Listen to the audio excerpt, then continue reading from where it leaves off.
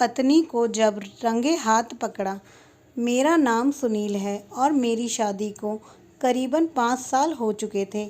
इस शादी से हमारा 3 साल का एक बच्चा भी था। शादी के पहले 3 साल तो बहुत अच्छे निकले। मैं और मेरी पत्नी अपनी ज़िंदगी में बहुत खुश थे। शाम को जब मैं अपने काम से घर लौटता था तो मेरी बीवी मेरे साथ बैठकर खूब बातें करती थी, जो कि मुझे भी बहुत अच्छा लगता था। मेरी पत्नी का नाम पूजा है।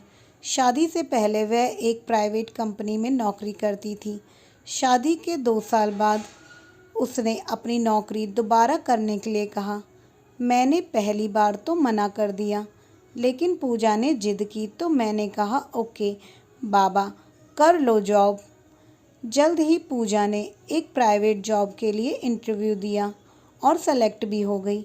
पूजा पूरे 3 साल के बाद नौकरी करने जा रही थी। वह बहुत खुश थी। अब हमारी ज़िंदगी काफ़ी अच्छी हो गई थी। घर का खर्चा बड़े अच्छे से निकल जाता था।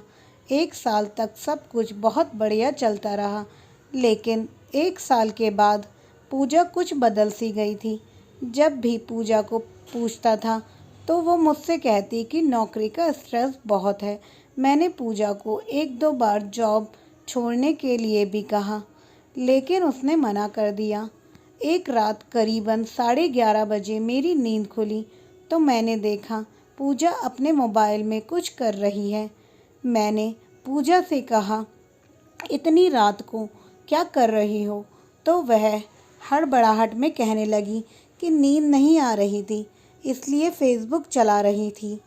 अगले कुछ दिनों में मैंने पूजा को कई बार आधी रात को अपना फ़ोन इस्तेमाल करते हुए देखा, जो कि मुझे काफ़ी खटक रहा था। एक सुबह जब पूजा नहा रही थी तो मैंने उसका फ़ोन चेक करने की सोची। जब मैंने उसका फेसबुक अकाउंट खोला तो मैं हैरान हो गया। पूजा की फेसबुक में अपने बॉस के साथ कई रोमांटिक मैसेज थे। यही नहीं, पूजा ने अपनी कुछ आपत्तिजनक पिक्स भी अपने बॉस को सेंड कर रखी थी। यह देखकर मेरे होश उड़ गए और मेरा दिल टूट गया। जैसे ही पूजा नहाकर बाहर आई तो मैंने उसे उसका फ़ोन और उसके द्वारा किए गए मैसेज दिखाए। मेरा गुस्सा देखकर पूजा घबरा गई। मैंने पूजा से इस बेवफाई का कारण पूछा तो वो कुछ नहीं बोली। कुछ देर मौन रहने के बाद पूजा ने मुझे कहा, सुनील, तुम चाहे पूरी उम्र जितना भी कमा लो, उतना नहीं कमा सकते जितना राजीव उसका बॉस कमाता है। मेरी कुछ भी इच्छाएं हैं। मैं भी ज़िंदगी में खुश रहना चाहती हूँ और इसलिए मुझे अपने बॉस से एक परफेक्ट हस्बैंड लगते हैं, जो कि मेरी हर तरह की ज़रूरतों को पूरा कर सकता है। इतना सुनने पर मैंने पूजा से सिर्फ इतना ही कहा कि तुमने अपने 3 साल के बच्चे के बारे में भी नहीं सोचा। पूजा ने मुझे इसका जवाब आज तक नहीं दिया। कुछ दिन बाद हमने तलाक ले लिया, लेकिन अब हमारे तलाक के 2 साल बीत गए हैं। आज मैं अकेला हूँ और मेरा बच्चा मेरे साथ है। पूजा ने अपने बॉस से शादी कर ली है और उसके बॉस ने 1 साल के बाद ही उसे छोड़ भी दिया। मैं दोबारा पूजा को अपनी ज़िंदगी में जगह नहीं दे सकता, लेकिन इन सब के बीच जिसने सबसे ज़्यादा सहा है वह है मेरा बच्चा। मेरे बेटे को आज भी एक माँ की कमी खलती है और मैं कुछ भी नहीं कर सकता उसके लिए।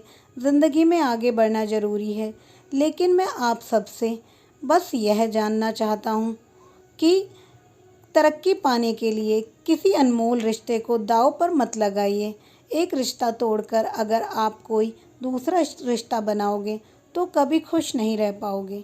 हमारी कहानी को पूरा सुनने के लिए आप सबका बहुत बहुत धन्यवाद।